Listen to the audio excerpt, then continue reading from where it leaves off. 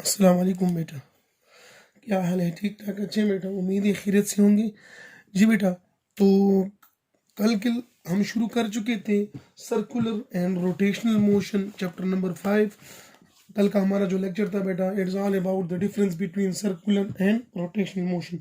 कल के लेक्चर के बाद इंशाल्लाह मुझे उम्मीद है बेटा कि आप लोगों को समझ आ गई होगी कि what is the difference between circular motion and rotational motion, यानी सर्कुलर मोशन किसे कहते हैं और रोटेशनल मोशन किसे कहते हैं बेटा। जी, तो आज हम शुरू करेंगे। जिस तरह मैं आपको बता चुका था कल के लेक्चर में भी कि जिस तरह हमारे पास टर्म्स हैं लीनियर डिस्प्लेसमेंट, लीनियर वेलोसिटी और लीनियर एक्सेलरेशन, तो इसी तरह हम चैप्टर नंबर 5 में हम डिफाइन करेंगे एंगुलर डिस्प्लेसमेंट, एंगुलर वेलोसिटी और एंगुलर एक्सेलरेशन। जी बेटा, तो आज हम शुरू करेंगे बेटा एंगुलर डिस्प्लेसमेंट से कि what is angular displacement. Angular displacement से पहले बेटा मैं आपको थोड़ा सा रिवाइज कर दूं कि लीनियर डिस्प्लेसमेंट हम किसे कहते हैं। The shortest possible distance between two point is called linear displacement. और वाइब्रेशनल डिस्प्लेसमेंट किसे कहते हैं बेटा, तो हमने कहा था कि the distance at any instant of time from mean position is called on either side of mean position is called vibrational displacement. यानी वो दोनों डिस्प्लेसमेंट जो थे वो हमारे पास थे बेटा डिस्टेंस, यानी एक हमारे पास शॉर्टेस्ट डिस्टेंस और दूसरा हमारे पास the distance from the mean position on either side at any instant of time. जी, तो आज हम पढ़ेंगे बेटा एंगुलर डिस्प्लेसमेंट। एंगुलर डिस्प्लेसमेंट की डिफिनीशन पढ़ते हैं बेटा, फिर इसको डिस्कस करते हैं। तो एंगुलर डिस्प्लेसमेंट की डिफिनीशन है बेटा, the angle through which the position vector of moving object is displaced with respect to a chosen reference direction. जी, दोबारा, what is this? It's the angle। तो पहली बात जो आपको क्लियर होनी चाहिए कि angular displacement is not a distance like linear और vibrational displacement, it's an angle. ये तो पहली बात हुई बेटा कि एंगुलर डिस्प्लेसमेंट डिस्टेंस नहीं है, इट्स अ डिस्टेंस। इट्स वो डिस्टेंस, एंगुलर डिस्प्लेसमेंट डिस्टेंस नहीं है, इट्स एन एंगल। कौन सा एंगल है? The angle through which the position vector of moving object in a circular path is displaced with respect to a chosen reference axis. तो let us consider we have a circular path. हमारे पास एक circular path है बेटा जिसमें एक body rotate करती है इन एंटी क्लॉकवाइज डायरेक्शन। तो हम कहते हैं the angle through which the, इसमें कौन सी चीज कांस्टेंट होती है हमारे पास? सर्कल में हमारे पास रेडियस हमेशा होता है कांस्टेंट। तो the angle through which the position vector हम किसे कहते हैं बेटा? The vector which shows the location of an object in space is called position vector. Let's say this is the center of a circle or the chosen reference direction। ये हमारे पास A, this is OA। ये भी हमारे पास radius बेटा। O let's when the particle move from A to B, इधर हमारे पास एक पार्टिकल है बेटा जो कि पॉइंट A पर पड़ा हुआ बेटा और वो एंटी क्लॉकवाइज डायरेक्शन में मूव करे बेटा। तो when particle reach from A to B, इधर तक पहुंचे बेटा, तो इधर हमारे पास बनेगा बेटा एंगल, और एंगल हमेशा एंटी क्लॉकवाइज डायरेक्शन में। तो इस एंगल को हम क्या कहते हैं बेटा? Angular displacement. तो once again according to definition, the angle, वो angle through which the position vector of moving object, ये मूविंग ऑब्जेक्ट का पोजीशन वेक्टर है ओ है, is displace with respect to a chosen reference, और ये हमारे पास reference direction है बेटा, रेफरेंस पॉइंट है। तो इस एंगल को हम कहते हैं एंगुलर डिस्प्लेसमेंट। समझ आइए बेटा? तो एंगुलर डिस्प्लेसमेंट बेसिकली क्या है बेटा? It's an angle through which a position vector of moving object is displaced. जी, तो इसकी यूनिट हमारे पास है बेटा एंगुलर डिस्प्लेसमेंट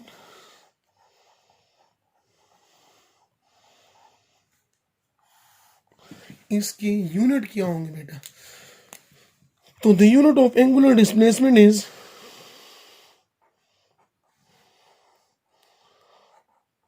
रेडियन। और उम्मीद है बेटा आपको याद आ गया भी होगा बेटा, चैप्टर नंबर 4 सप्लीमेंट्री यूनिट्स में हमने पढ़ा था बेटा रेडियन। कि रेडियन किसे कहते हैं बेटा? तो हमने कहा था the angle subtended at the centre of circle by an arc length equal to the radius of a circle. तो the unit of angular displacement is radian, यानी ऐसा यूनिट हमारे पास रेडियन. इसकी unit also it can express in term of degree or revolution, minute and second. और हम जानते हैं बेटा कि 2 pi radian is equal to 360 degree is equal to 1 revolution, और 1 degree is equal to 60 minute is equal to 3600 second. तो these all are the units जो कि हम यूज कर सकते हैं फॉर एंगुलर डिस्प्लेसमेंट. ये आपने सब याद रखने बेटा. जी अब आते हैं बेटा एंगुलर डिस्प्लेसमेंट के नेचर के बारे में कि what is the nature of angular displacement बेटा. तो आपकी बुक में लिखा है बेटा कि angular displacement is vector for small angle theta. For small angle of theta, angular displacement is a vector quantity, while for large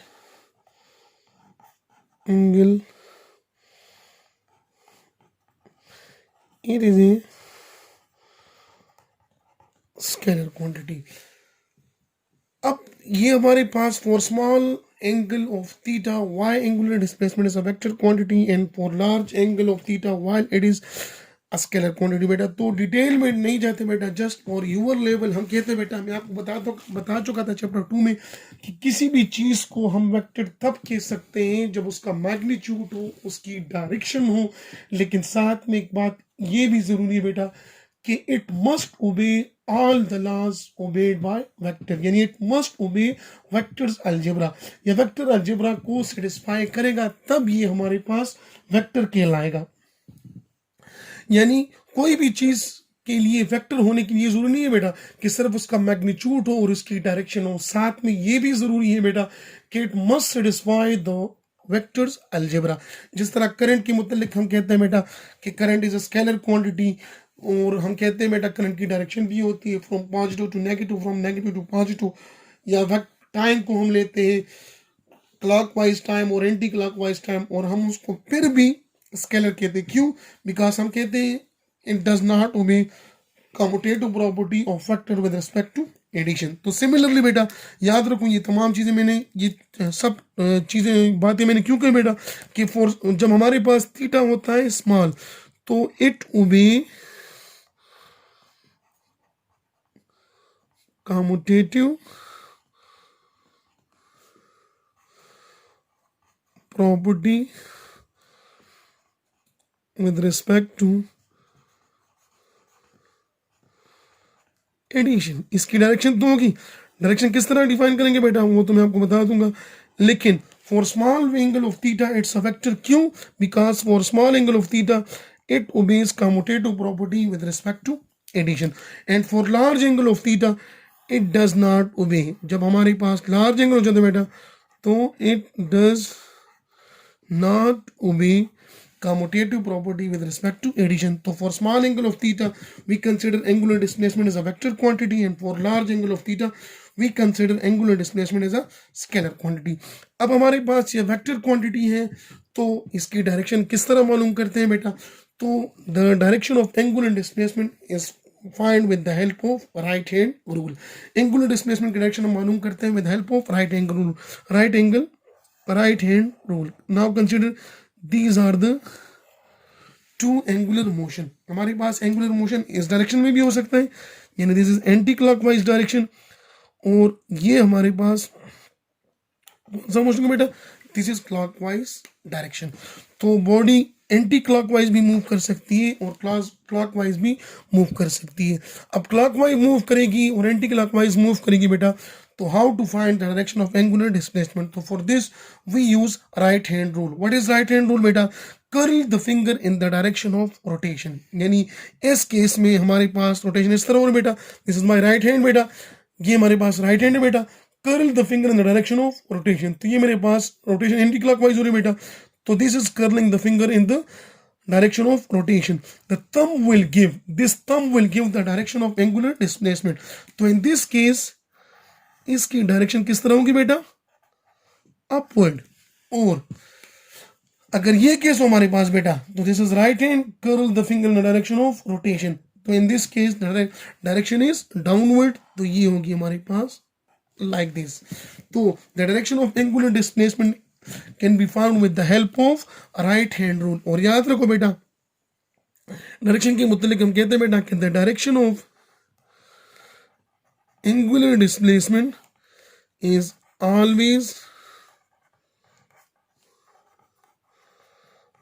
along the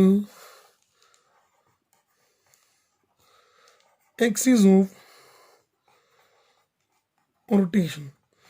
और axis of rotation हम कल डिफाइन कर चुके हैं बेटा कि वो सिंगल पॉइंट जिसके इर्द गिर्द बॉडी रोटेट हो बेटा, तो उसे हम कहते हैं एक्सिस ऑफ रोटेशन।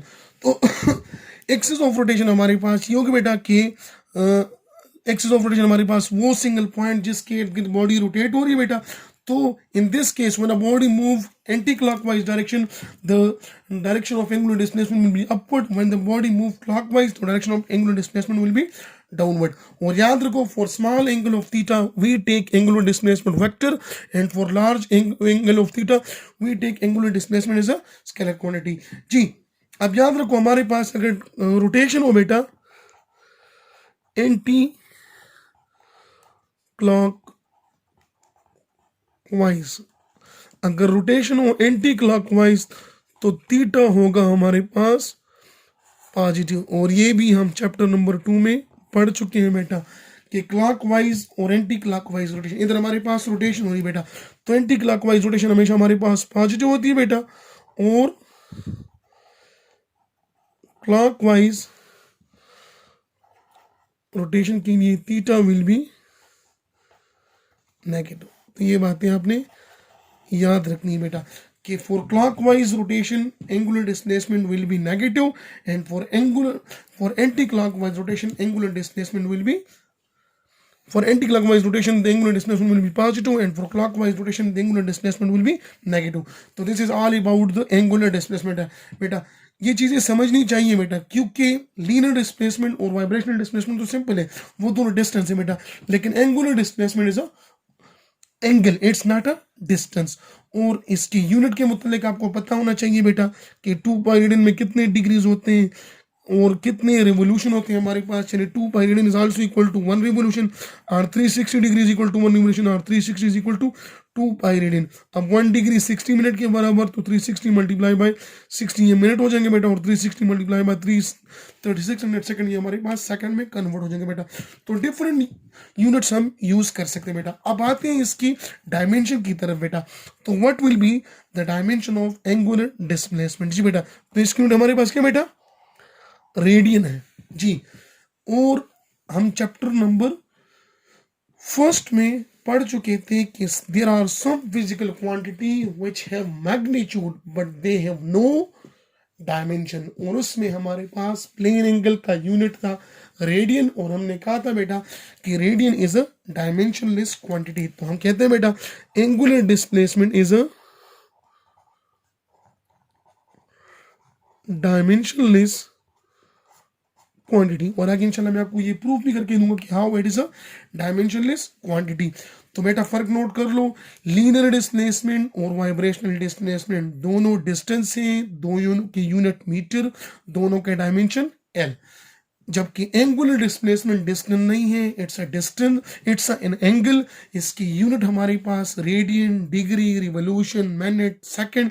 और जब बात आती है इसकी डायमेंशन की, तो हम कहते हैं angular displacement is a dimensionless quantity. This is all about angular displacement बेटा।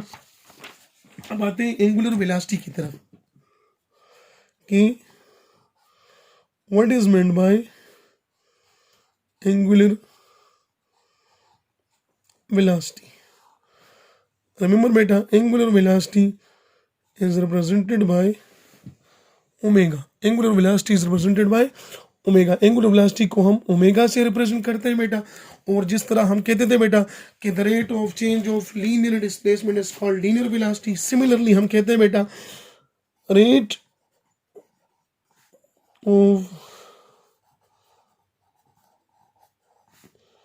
change of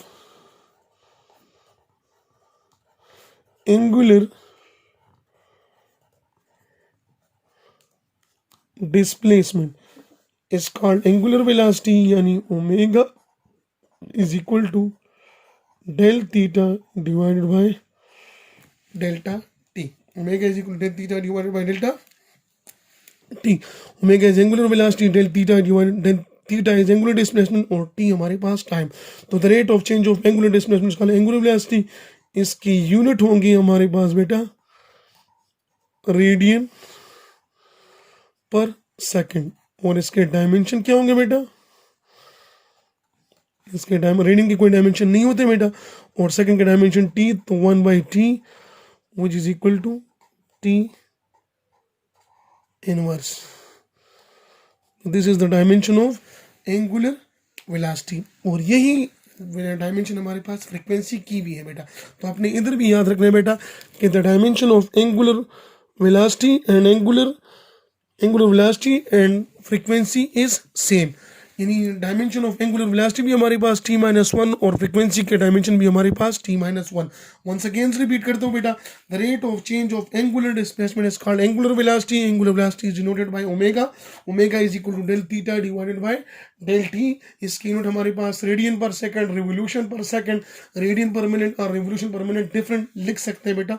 आपकी बुक में एग्जाम्पल भी इस पर सॉल्व किए बेटा, वो देख लो। अगर आपको कोई कंफ्यूजन हो तो आप मुझसे पूछ सकते हैं बेटा, वो भी मैं आपके लिए सॉल्व करवा दूंगा बेटा। इसके डायमेंशन t-1। अच्छा बेटा, इंस्टेंटेनियस एंगुलर वेलोसिटी किसे कहेंगे बेटा, omega. Instantaneous will be equal to limit delta t approaches to 0 del theta divided by delta t। और एवरेज एंगुलर वेलोसिटी किसे कहेंगे बेटा, the total change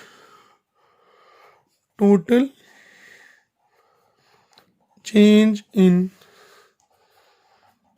angular displacement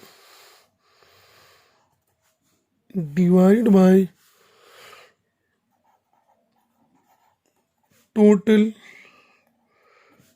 time taken। ये हमारे पास एवरेज एंगुलर वेलोसिटी होगी बेटा। और अगर आपसे कोई कहे बेटा कि instantaneous angular velocity will be equal to average angular velocity, कब, instantaneous average velocity will be equal to average angular velocity when a body move with, जी बेटा, when a body move with uniform angular velocity. अगर body की angular velocity हमारे पास uniform हो तो इस केस में हमारे पास इस बॉडी की इंस्टेंटेनियस एंगुलर वेलोसिटी और एवरेज एंगुलर वेलोसिटी हमारे पास सेम होंगे बेटा। ठीक है बेटा। और इसकी डायरेक्शन भी, यानी ओमेगा हमारे पास अगर रोटेशन हो एंटी क्लॉक वाइज, तो ये क्या होगा बेटा, इट विल बी पॉजिटिव। अगर रोटेशन हमारे पास हो बेटा क्लॉकवाइज तो इट विल बी नेगेटिव। और इसकी डायरेक्शन भी हम मालूम करते हैं with help of right hand rule. और इसकी डायरेक्शन भी हमेशा होती है, डायरेक्शन इसकी भी हमेशा, direction of omega will always be along the axis of rotation, meaning direction of angular velocity will always be along the axis of rotation, जिस तरह हमारे पास डायरेक्शन ऑफ एंगुलर डिस्प्लेसमेंट की थी बेटा। तो this is all about angular velocity denoted by omega. अब आते हैं बेटा एंगुलर एक्सेलरेशन की तरफ कि what is meant by angular acceleration. तो एंगुलर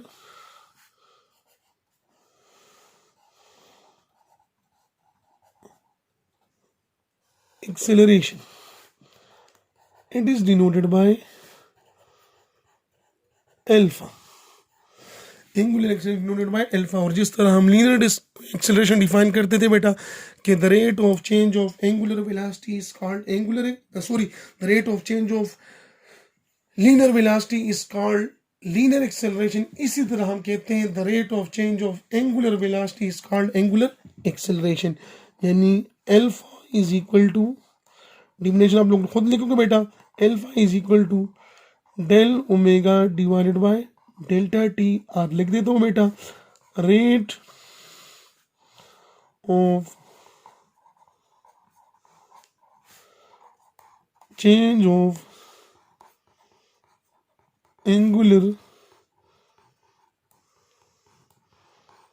velocity, यानी the rate of change of angular velocity is called angular acceleration। angular acceleration is denoted by alpha और इसकी यूनिट हमारे पास होंगे बेटा रेडियन पर सेकेंड स्क्वायर, उधर मीटर पर सेकेंड स्क्वायर, इधर रेडियन पर सेकेंड स्क्वायर। और इसके डायमेंशन होंगे बेटा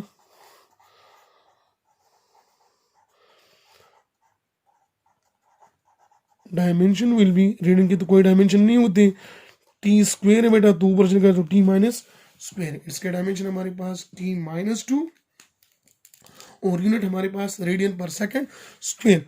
और जिस तरह हमारे पास लीनियर एक्सेलरेशन पॉजिटिव भी हो सकती थी और नेगेटिव भी हो सकती थी, इसी तरह हमारे पास एंगुलर एक्सेलरेशन पॉजिटिव भी हो सकती है और नेगेटिव भी हो सकती है। पॉजिटिव कब होगी बेटा? जब हमारे पास एंगुलर वेलोसिटी इंक्रीज हो रही है। फॉर एग्जांपल बॉडी मूव कर रही है बेटा इन एंटी क्लॉकवाइज डायरेक्शन और हर सेकंड के बाद इसकी वेलोसिटी इंक्रीज हुई। फॉर एग्जांपल हम पंखा चला रहे हैं बेटा, आप पंखा चला रहे हो बेटा, पंखा 5 नंबर पर बेटा, फिर यानी पहले 5 पर स्पीड है बेटा, फिर 4, फिर 3, फिर 2 और 1। तो जितना आप 1 की तरफ जाते हो बेटा, यानी 5 से 4, 4 से 3, 3 से 2 और 2 से 1, तो पंखे की स्पीड हमारे पास इंक्रीज होती है बेटा। तो in this case the angular acceleration produce in the fan will be positive, yani when the magnitude of angular velocity is increases with time, then the angular acceleration will be positive। और angular acceleration हमारे पास negative कब होगी बेटा? when the magnitude of angular velocity is decreases, यानी यही fan अगर हमारे पास क्या हो जाए बेटा क्लॉकवाइज, जब हम इसे स्लो करेंगे बेटा, तो जब हमारे पास फॉर एग्जांपल आप पत्थर को बांधते हो बेटा और उसे तेजी से रोटेट करते हो बेटा, आप पर सेकंड उसकी स्पीड इंक्रीज करते हो बेटा। जितनी आप स्पीड इंक्रीज करोगे एंगुलर वेलोसिटी ज्यादा चेंज होगी हमारे पास, तो एंगुलर एक्सेलरेशन पॉजिटिव होगी। और अगर एंगुलर वेलोसिटी का मैग्नीट्यूड हमारे पास डिक्रीज हो रहा हो बेटा, तो उस वक्त एंगुलर वेलोसिटी का मैग्नीट्यूड डिक्रीज हो रहा बेटा, तो उस वक्त एंगुलर एक्सेलरेशन हमारे पास नेगेटिव होगी बेटा। और इंस्टेंटेनियस एंगुलर एक्सेलरेशन कैसे कहेंगे बेटा? कि the acceleration of a body at any instant of time, यानी limit delta t approaches 0 del omega divided by delta t। और average angular acceleration किसे कहेंगे बेटा? average angular acceleration will be equal to total change in omega, which is angular velocity, divided by total time taken, will be called average angular acceleration। और instantaneous angular acceleration will be equal to average angular acceleration। instantaneous angular acceleration बराबर होगी average angular acceleration की कब? when a body move with uniform angular acceleration, जब body की angular acceleration हमारे पास uniform हो, तो इस केस में हमारे पास average angular acceleration will be equal to instantaneous average angular acceleration बेटा। इधर instantaneous angular velocity, instantaneous angular acceleration, average angular acceleration और एवरेज एंगुलर वेलोसिटी पर मैंने ज़्यादा डिस्कशन इसलिए नहीं कि बेटा क्योंकि चैप्टर 3 में हम इन चीज़ों पर काफ़ी डिटेल से डिस्कस कर चुके हैं कि what is mean by instantaneous and what is mean by average. तो जस्ट मैं आपको वो चीज़ें रिपीट कर रहा था बेटा कि वही क्वेश्चन अगर आपसे in terms of angular acceleration और एंगुलर वेलोसिटी पूछे तो उसका आंसर भी यही होगा कि average angular velocity will be equal to instantaneous angular velocity when a body move with uniform angular velocity, और average angular acceleration will be equal to instantaneous angular acceleration when the body move with uniform angular acceleration. तो this is all about the angular displacement, angular velocity and angular acceleration. जी बेटा, कल का lecture जो हमारा होगा बेटा कि हम we will find the relation between linear displacement and angular displacement, linear velocity and angular velocity, linear acceleration and angular acceleration। क्योंकि हमारे पास आप देखो बेटा डे लैब से मैं छोटी सी एग्जांपल देता हूँ बेटा आपको, फिर मैं लेक्चर वाइंड अप करता हूँ। यानी फॉर एग्जांपल गाड़ी मूव कर रही है बेटा, consider this is a car, ये गाड़ी मूव कर रही है बेटा, इसकी व्हील होती है हमारे पास। तो अगर इसकी व्हील के मोशन को आप ऑब्जर्व करो बेटा, ये कौन सी मोशन है हमारे पास, ये बेटा, और गाड़ी इस तरह जा रही है बेटा, तो ये मोशन हमारे पास होगी लीनियर मोशन। ओ अगर इसकी व्हील के मोशन को हम ऑब्जर्व करें बेटा तो ये हमारे पास कौन सी मोशन है बेटा, एंगुलर मोशन।